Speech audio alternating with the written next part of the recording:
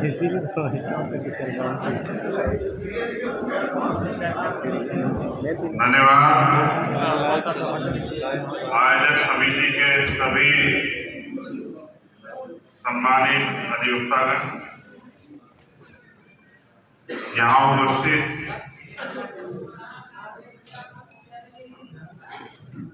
पूर्वी उत्तर प्रदेश के कई जनपद से पहुंचे Azad Samaj party legal cell के सम्मानित अधिवक्ता पदाधिकारी, इस मंच पर उपस्थित Azad Samaj party legal cell के चेयरमैन,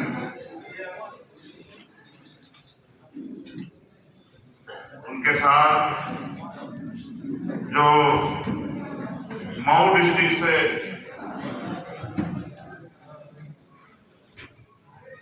सम्मानित अधिवक्तागण जो मंच पर बैठे, उनको भी बहुत बहुत साधुवाद। मेरे सामने उपस्थित ये अधिवक्ताओं का जनसमूह और ऊपर नीचे जहां जिसको जगह मिली वहां इस प्रोग्राम की शोभा बढ़ा रहे हमारे नौजवान टीम आदमी आजाद समाज पार्टी के कार्यकर्ता पदाधिकारी। मेरी दाहिनी तरफ बैठी हमारी अधिवक्ता बहनें, उनको भी इस प्रोग्राम के लिए आने के लिए बहुत बहुत साधुवाद। आज हम लोग अधिवक्ता सम्मेलन में हैं और मैं प्रयास करूंगा कि मेरा सारा विषय जो है वो अधिवक्ताओं पे रहे, लेकिन समाज का एक जागरूक व्यक्ति होने के नाते कई अन्य चीजों में भी आपका ध्यान आकर्षित कराना जरूरी है, क्योंकि अधिवक्ता हम तब तक हैं जब तक हम कोर्ट रूम में हैं, उसके बाद हम इस समाज के एक जागरूक नागरिक भी हैं। उन चीजों में भी आपका ध्यान आकर्षित कराना चाहूंगा। अपनी बात को शुरुआत करते हुए बहुजन समाज में जन्मे सभी संतों, गुरुओं, महापुरुषों को नमन करते हुए, जिनकी वजह से हम लोग हैं। अगर वो ना होते और ना कार्य करते, अपने जीवन में अपनी सुख सुविधाओं को छोड़ के समाज के भविष्य के लिए ना संघर्ष करते, तो शायद ऐसे अवसर आज प्राप्त नहीं होते। अच्छी बात यह है, समय तो लगा, लेकिन आज हम लोग वास्तविक मुद्दों की तरफ बात करने लगे।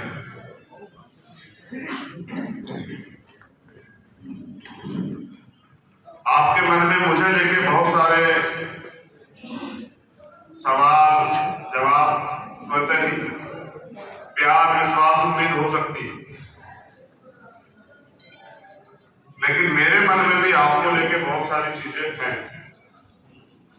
जब तक विचारों का आदान प्रदान नहीं होगा, जब तक आप मुझे नहीं सुनेंगे, मैं आपको नहीं जानूंगा, शायद हम लोग एक दूसरे से नहीं जुड़ पाएंगे। कम समय में एक अच्छा अवसर जो है मऊ के ऐतिहासिक धरती पे हम सब लोगों को मिला है कि आप मुझे सुने और मैं आपको सुन रहा था, और एक दूसरे के साथ मिलकर हम इस आंदोलन को आगे बढ़ाएं।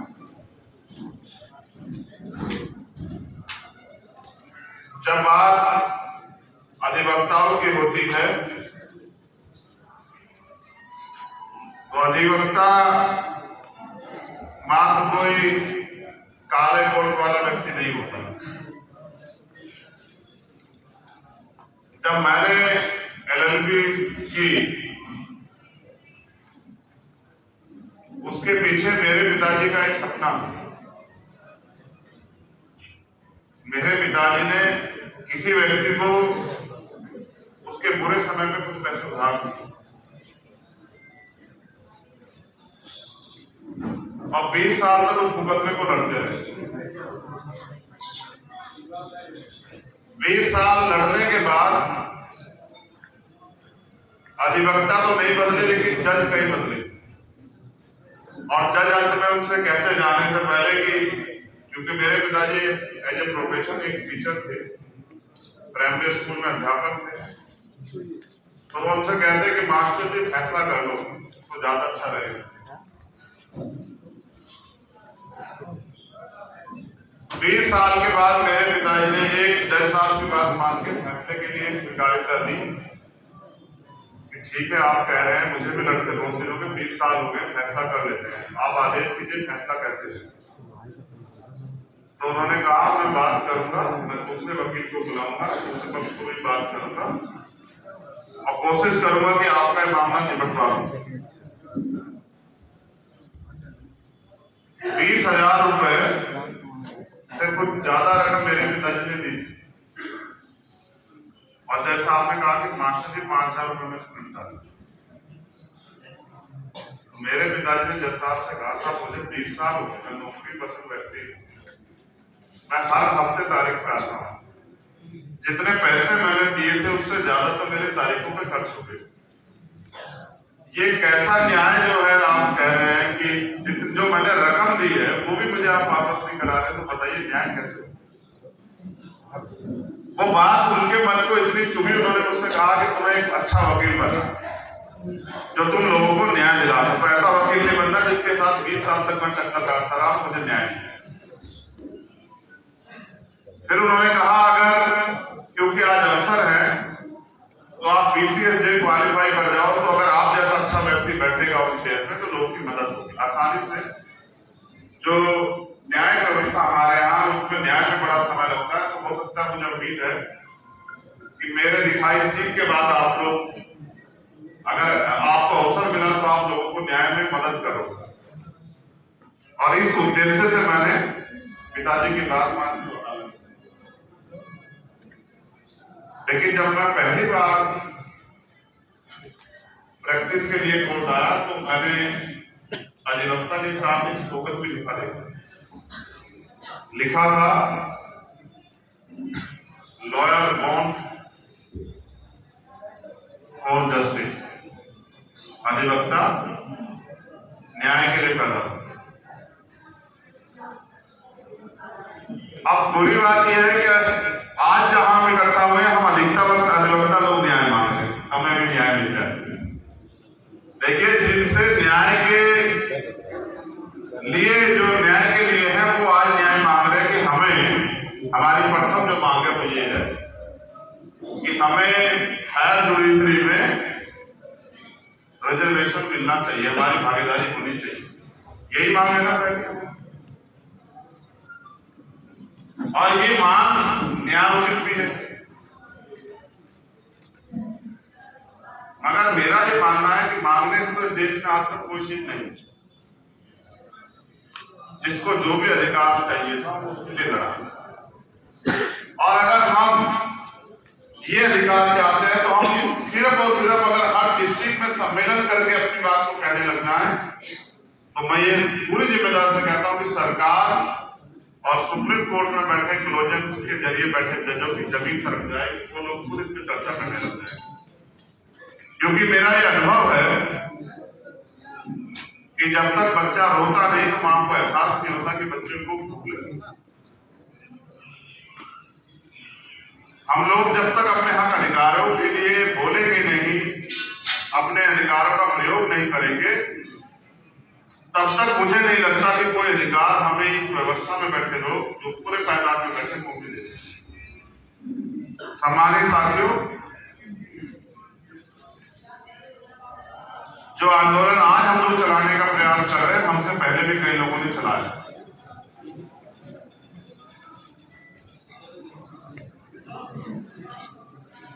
क्योंकि आंदोलन तो कोई भी चला सकता है, लेकिन उसकी सफलता के पीछे सबसे बड़ा योगदान उस समाज के बुद्धिजीवी वर्ग का होता है। जिस आंदोलन में उस समाज के बुद्धिजीवी लोग जुड़ते नहीं, वो आंदोलन कभी कामयाब नहीं। और वंचित वर्ग का जो आंदोलन है वो किसी भी विषय के लिए, उसकी नाकामयाबी को, जिनको बाबा साहब अम्बेडकर को हम भारत का सबसे बड़ा विद्वान व्यक्ति कहते हैं, उन्होंने भी इस बात को स्पष्ट किया 18 मार्च 1956 को आगरा में कि मुझे मेरे पढ़े लिखे लोगों ने धोखा दिया।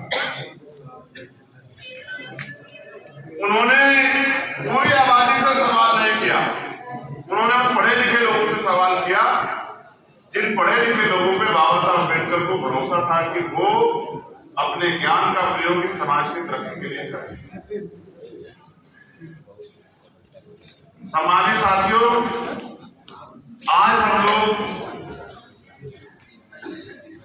आजादी के 70-75 साल के करीब क्रॉस कर चुके हैं और जब से देश में संविधान लागू हुआ उसको भी हम 70 साल प्लस क्रॉस कर चुके हैं। जिन अधिकारों के लिए आज हम लोग एकजुट होकर संघर्ष करने की बात कर रहे हैं, अगर उन अधिकारों के लिए आंदोलन मजबूती से पहले चला होता तो आज वो अधिकार शायद हमें मिल चुके हो। समय परिस्थिति समझिए कि या लोगों की कम जरूरत की लोगों ने इस जरूरत को बड़ा मजबूत माना ही। अगर न्यायपालिका में हमारे लोगों की भागीदारी नहीं होगी, उसका सबसे बड़ा नुकसान ये है कि जिन मामलों में हम लोग सुप्रीम कोर्ट और हाई कोर्ट से न्याय की उम्मीद करते हैं उसमें न्याय होने की संभावना 0 हो जाती है। आज जो हमारे बुनियादी मुद्दे हैं उनपे भी न्याय की उम्मीद सर्वोच्च न्यायालय से और उच्च न्यायालय से ना के बराबर। इसका ताजा उदाहरण अगर आप देखोगे कि न्यायपालिका में ना रिजर्वेशन ना होने का सबसे बड़ा नुकसान क्या हुआ कि सुप्रीम कोर्ट के 5 जजों की एक पीठ ने 5 स्वर्ण जाति के जज उन्होंने बैठ के तय किया कि 10% आर्थिक आधार का आरक्षण स्वर्ण जातियों के बच्चों को मिलना चाहिए, नहीं मिलना चाहिए। और 3 जज साहब ने कहा कि मिलना चाहिए, 2 ने कहा कि मिलना तो चाहिए लेकिन इसका आधार इकोनॉमिक है, आर्थिक आधार है, तो इसमें SC ST OBC के लोग भी होने चाहिए। अंत 5 स्वर्ण जजों ने तय किया कि 10% EWS उच्च जातियों के बच्चों को मिलना। एक पैमाना भी उन्होंने तय कर दिया जो सरकार ने अपनी सुविधा से लागू किया था कि 8 लाख रुपए तक उनकी जो है सीमा, गरीबी की जो सीमा है वो 8 लाख रुपए तय की गई। वहीं 2.5 लाख 3 लाख पे और 6 लाख पे दलित और पिछड़े वर्ग के बच्चों को मैंने यूपी में वो देखा था कि 6 लाख रोज जो आय की सीमा जिनकी होती, कई बच्चों को जो है सिविल सर्विसेज के नियुक्ति से जो है निष्कासित कर दिया गया। ये देश की न्यायपालिका का जीता जागता उदाहरण है, भ्रष्ट न्यायपालिका का, कि 8 लाख रुपए पे उच्च जाति के लोग गरीब होते हैं और 2.5-3 लाख 6 लाख पे जो तथाकथित जिनको निजी जाति कहा जाता है, जिनको दलित पिछड़े आदिवासी कहा जाता है, जिनको शूद्र कहा जाता है, उनको गरीब माना जाता है। जिस दिन ये फैसला आया उस दिन फिर पुनः हमें एहसास हुआ, फिर इसमें चर्चा हुई कि क्लोजर सिस्टम खत्म होना चाहिए। आइए बात करते हैं उस वास्तविक मुद्दे की जिससे सारी परेशानियां खड़ी होती हैं। ये आपका सबसे पहला मुद्दा था, इसलिए मैंने सबसे पहले मुद्दे को सबसे पहले आपके सामने रखा। अब मैं अपने दिल की बात आपके सामने रखना चाहता हूं। उम्मीद करता हूं कि मेरी इस बात को आप गहराई से सुनेंगे और समझेंगे।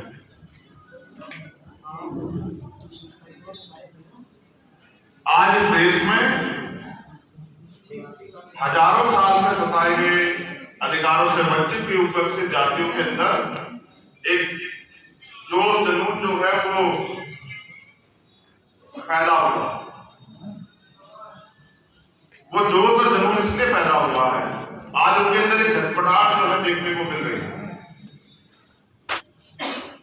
कि वो आज अपने अधिकारों को पढ़ के अपने अधिकारों के बारे में जानकारी इकट्ठा करके अपने अधिकारों को लेने के लिए को प्राप्त करने के लिए संघर्ष की भूमिका में आ रहे हैं।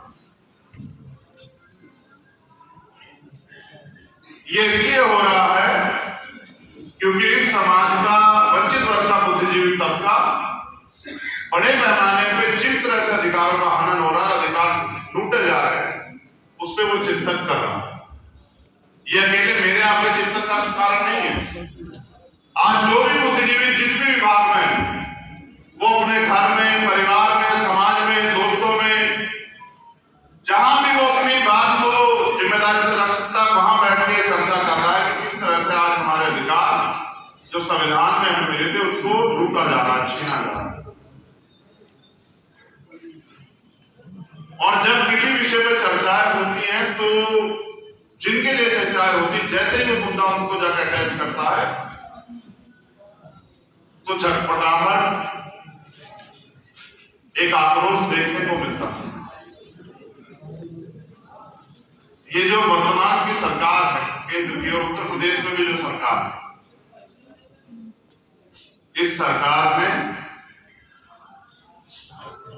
जो केंद्र की सरकार है, पिछले 7-8 सालों में जिस तरह से SC, ST, OBC के बुनियादी अधिकारों को लूटने का काम किया है, सरकारी संपत्ति को बेचने का काम किया है, जिस तरह से सारे इंस्टीट्यूशन को बर्बाद करने का काम किया, जिस तरह से लेटरल एंट्री और तमाम तरह की चीजें तैयार करके जो थोड़ा बहुत अधिकार आरक्षण के रूप में मिल रहा है उसको छीनने का काम किया है, तो कहीं ना कहीं एक संदेश तो गया है कि ये जो लोग हैं ये अपने पुरानी व्यवस्था पे इस देश को लाना चाहते हैं। और वो उन लोगों को जो संविधान के द्वारा दिए गए अधिकारों के बारे में समझते हैं, जानते हैं, उसकी ताकत को जानते हैं, उनके अंदर एक डर भय का माहौल बना। और जब कहते हैं ना भय बिना प्रीत नहीं होती, तो जब भय हुआ तभी हमारे लोगों ने चर्चा की। और चर्चा यह है कि आज इस देश के संविधान को खतरा है। खतरा किनसे है, खतरा क्यों है, ये भी बात मुझे आपको बतानी नहीं पड़ेगी, आप बेहतर मुझसे जानते हैं कि खतरा किनसे है और क्यों। सम्मानित साथियों, हम ये आंदोलन इसलिए चला रहे हैं क्योंकि इस देश में जो भी अधिकार हमें मिले हैं वो संघर्ष करने से, आंदोलन के जरिए मिले। इस देश को आजादी भी आंदोलन के जरिए मिली। हम आंदोलन उनके लिए चला रहे हैं। हम तो थोड़ी बहुत छोटा मोटा रोजगार हमारे वकील साथी और साथी भी कर सकते हैं, लेकिन जो अंतिम पायदान में व्यक्ति बैठा है उसको अधिकार कैसे मिले, उसके लिए हम लोग आंदोलन चलाना इसलिए जरूरी है कि जो अधिकार हमें संविधान ने तो दिए, वो अगर जो सरकारें बैठी वो अधिकार हमें, उनका लाभ हमारे लोगों को नहीं देना चाहिए। मैं वकीलों को इस तरह से भी देखता हूं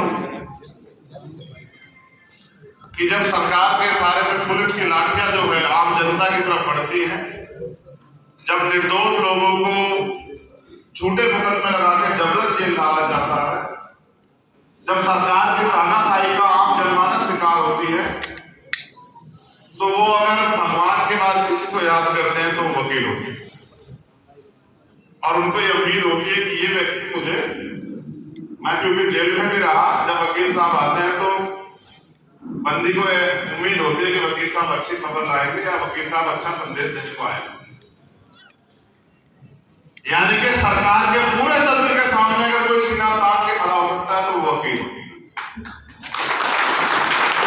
क्योंकि वो अपने अधिकारों को आम आदमी से बेहतर तरीके से जानता है।